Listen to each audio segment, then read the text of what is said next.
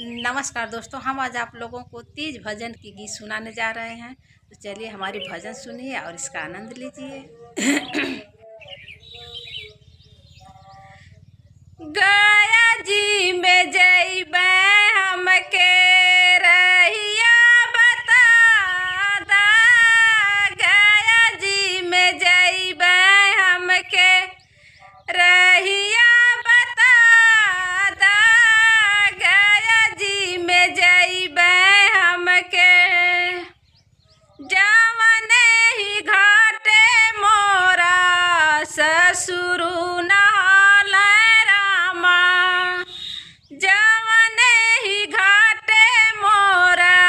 ससुरु नहाल रामा, ओही घाट नाइया खेई के लगा दा, गया जी में जइबै हमके रहिया बता दा, गया जी में जइबै हमके रहिया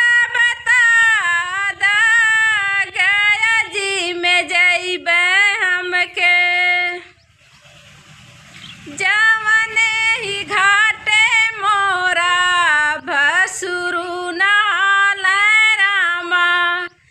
जवने ही घाटे मोरा भसुरु नहाल रामा, ओही घाट नाइया खेई के लगा दा, गया जी में जइबै हमके रहिया बता दा, गया जी में जइबै हमके रहिया बता दा, गया जी में जइबै हमके जवना ही घाटे मोरा देवरू नहाल रामा, ओही घाट नाइया खेई के लगा दा, गया जी में जइबै हमके रहिया बता दा, गया जी में जइबै हमके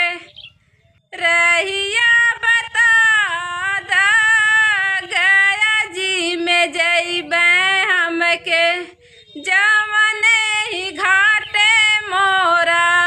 स्वामी नहाल रामा,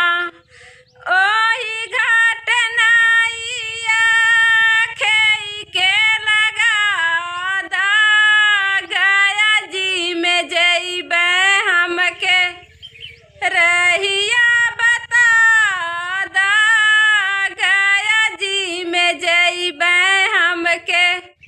रहिया बता दा, गया जी में जइबै हमके। दोस्तों, भजन कैसी लगी? तीज जब सोहर आप लोग गा लेते हैं तब ये भजन गाइएगा। फिर मिलेंगे अगली गीत में, तब तक के लिए बाय बाय।